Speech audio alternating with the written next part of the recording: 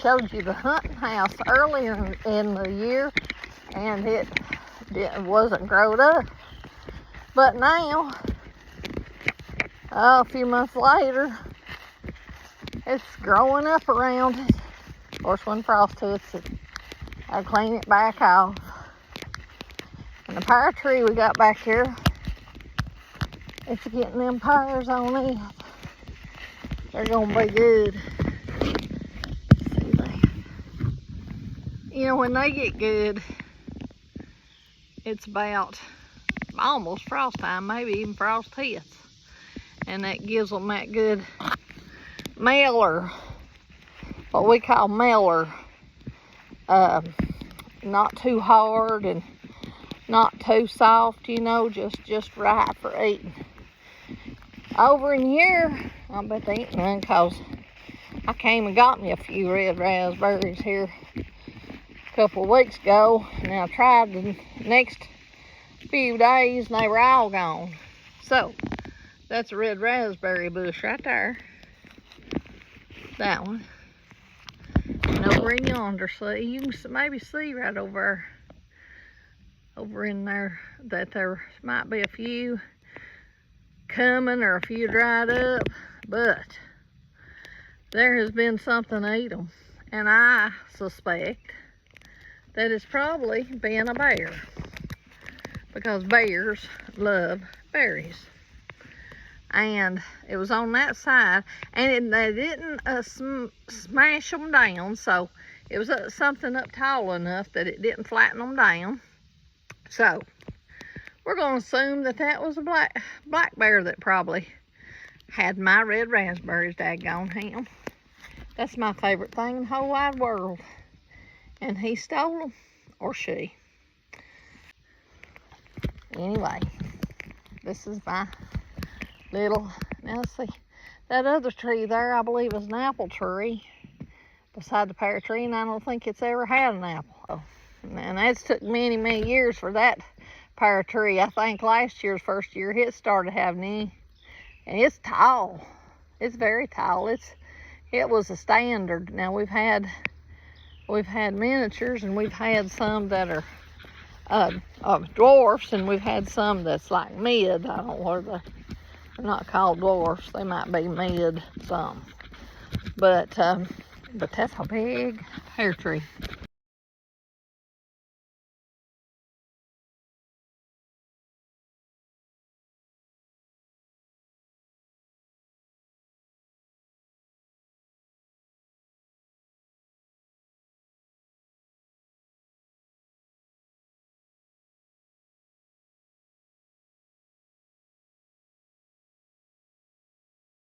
So wonderful to have a beautiful place. You know, it's rough. We got machinery here and there and all this stuff.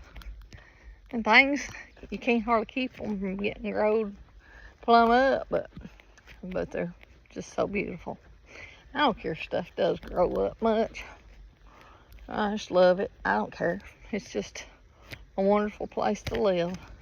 In all the wildness, there's always beauty that pops out of it. So I'm gonna quit ranting and raving and talking so much now. I'm gonna turn this off and I'm gonna get me some fast walking in now. I'm gonna have to get me some exercise. Getting ready to go to Scotland and Ireland here for long. Blackberries. See what all you find? There's some blackberries. Well, this little territory in here, this holler, is Copperhead City. It really is. It's flowers. I eat them blackberries. Those are good. But so you got to really be careful around here because blackberries, I don't know where they. I don't think they like stuff like that. I don't know. They just like to hide out, but they're everywhere. Copperheads are. And they're hateful because they don't make sounds like rattlesnakes. But what they like to do, I'm going to show you before I turn this video off. See the blackberries. I didn't know I had some down here. Well, they're good to eat on. It's good breakfast. I hear a hummingbird somewhere. but I can't see it. I heard it buzz. But I'll show you where copperheads love to be. And I try to tell Danny in the summertime not to be cutting on the wood, because he's going to end up getting copperhead bit. Right there. That one tree was the tree he had. It was in the pond, so he had to sort of pile it up there. But he had him others listening. Holler. Listen. I swore I heard a rattlesnake rattle. Surely it wasn't. We don't have many rattlesnakes around here. We shouldn't have any because we're not next to the mountain. But about 15, no, maybe 20 years ago, before we ever built a house, before we ever moved out here, down there at the gate, Danny was moving some cows over from one side to the other, and he saw the rattlesnake before he heard it. So if he hadn't have saw it, it would have bit him. And that's the first time I've ever seen a rattlesnake around here. I mean, that's not a norm. But in a pile of stuff like that right there, that is where a copperhead likes to be. And you could not see it at all for nothing. You could not see that. And so I don't like to mess with it. I just stay away. I don't even trust it when it's starting to get cold, neither, because that's when they really want to live back in there, because they're trying to hide out and still stay for a while, you know. So yeah, be careful when you're out around old wood and stuff. That's our firewood and stuff, you see. Dan will have to get on it here in a month or so.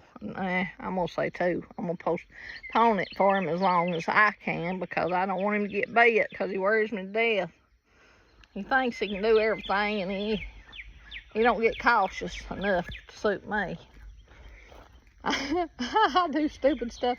I talk to the garden when I'm in the garden, because all the weeds, and I say, now, copperheads, go away, copperheads, go away.